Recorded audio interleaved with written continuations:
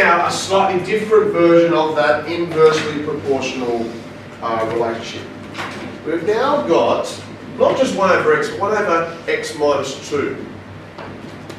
What does that do to the way that our hyperbola looks? Let's do the same thing we did before. Let's actually put in our table of values so we can plot this. Let's start with the first one here. Let's start with this one. If x equals 5, what does y equal?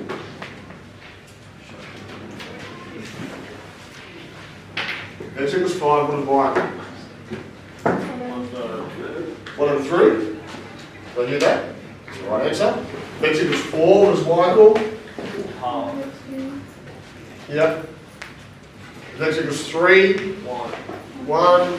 X equals 2. Doesn't exist, okay.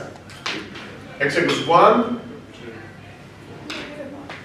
Negative 1. X equals 0.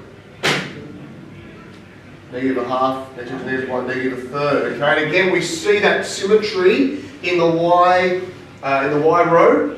Negative third, negative half, negative 1. Doesn't exist. 1, half, third. Okay, we see that same symmetry occurring there. Let's plot these points. X equals 5, 1 was a third, 4, half. Right, what have we got? Looks a bit different, doesn't it? Maybe let's put one more value in here that might help us see it. I want to put in the value in here as well. 1.5 and 2.5. Okay? If x equals 1.5, let's write it all out. Y equals 1 over 1.5 minus 2. What's 1.5 minus 2? Negative half. Yep. 1 over negative a half is negative 2. Okay? Let's just ignore that negative half first. 1 over a half. How many halves go into 1? 2. Okay, so that's negative. Okay, now what if we have y equals 1 over, what about 2.5? When x equals 2.5, so it's 1 over a half, which equals 2. Okay? So let's put those two values in. When x equals 1.5, here, y equals negative 2, it's here. When x equals 2.5, y equals 2, it's up here. Okay, does that help us to see a bit more about the shape now? Okay. Is it just that the point where it can't touch is now 2? Yeah.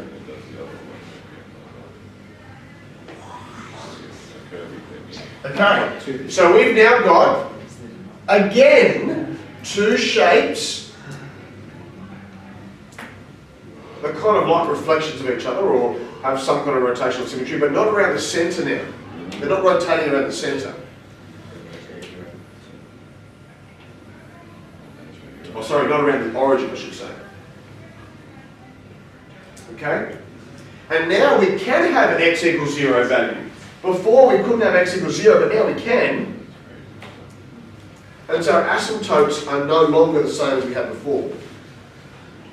Let's kind of run down these things and see kind of what impact having a slightly different equation has made on our hyperbola. Is there rotational symmetry? Yes, but it's not around the origin. Okay, it's around a different point. We'll get to that in a bit. Okay? It's not around the origin anymore. Is it an odd function? Not anymore. Okay, so it's not an odd function anymore. So our basic one, which is y equals 1 over x, or equal to 2 over x or 3 over x, if it's just y and x, they're odd functions, they're fine. But when we've got something else in the denominator, like that, no longer an odd function. Is it discontinuous? Well, it still is, yes, absolutely. What are our asymptotes this time? What are the two lines that the hyperbola will approach but never reach? X. 0 and 2. Okay, so let's talk about which one is which. And so we've still got the x-axis, which is the line y equals 0. Okay, that's the x-axis. So that's still one of them. It will never touch the x-axis. When you head negative infinity this way, we'll get closer and closer to it, but never reach it. When you look at it here, like this value here, it'll be this massive negative infinity number in the denominator, but it'll always be 1 over that. So it'll get really close to 0, but it'll never reach 0. Okay? Going the same this way. Really positive infinity number, again with 1 over a huge number, which is really close to 0, but never reaches it. Okay? But what about this? What about the vertical asymptote? Yeah, so it's an x equals 2, isn't it? Okay, the line x equals 2, because as we get huge, let's go this way, massive positive numbers in the y. Well, let's go that way. Let's go as x gets closer and closer to 2. This gets closer and closer to 0, but you can never have 0 in the denominator of a fraction. Okay, so this gets closer and closer to 2, and so this y is huge, but never reaches x equals 2. Okay, and so we'll actually draw that like this. We've got a dotted line down here, and that's the asymptote at x equals 2. Because there's no... Yeah, that's right. Well, and in fact, yeah, so you can't have x equals 2 and you can't have y equals 0. And so at the point where you can't have x value, that's the vertical asymptote. Okay. So let's do the domain and range for these. What is our domain? Infinity. Start us off the same way. Yeah. 2. 2. Okay, so 2 is now that critical point. And it can't equal 2, so it's a circle bracket, united with 2, comma, infinity. Okay, so that's our domain now. It can be anything except 2. X cannot equal 2. That's you don't need to write that, I'll just bring that down just to help us understand. Wait, so how come in the second one 2 first? It's just it's the way we do it. We start with negative infinity, go to number, and then number to it. Comes in the order of another line. Negative to positive. And 2 is smaller than infinity. And negative infinity is smaller than 2. So united means that Both parts. both parts are true. Both parts. That's right. So, okay, well, you can get a number between negative infinity and between 2 and infinity. Yeah. And so, you may well have some functions later on, and we did this before, where you might have negative infinity to 4 and 8. So that means you can't have 5, 6 or 7 or 4.5 or that kind of stuff. Okay? So in this case here, we've got one particular value you can't beat. But you may have a range of things you can't beat.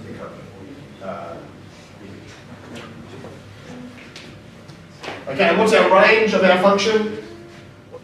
Or we ask another question, what can't y be? 0. Y can't be 0. So it's actually the same range as our previous example. Okay? Everything except y equals 0. So I said before, this has rotational symmetry, but not around the origin. What is it rotated around? 2, 0. 2, 0. And we talk about that as being the centre of the hyperbola. And it's where the 2 asymptotes cross. The centre is where the 2 asymptotes cross. So this here is the centre of this hyperbola.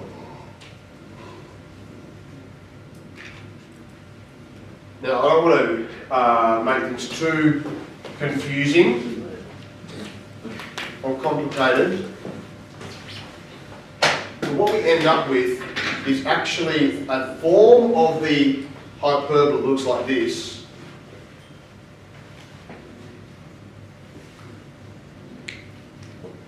okay, where M and N are the two asymptotes and the centre. Okay, and so that is, I guess, the most complete form we can have of the hyperbola. And so we can relate that to up here. The M value is 2, and so we saw that. And the N value is 0, because there's nothing in there at all. So in this example, M equals 2 and N equals 0. So that's your equation. That's the most general form, most complete form you can have for an hyperbola equation.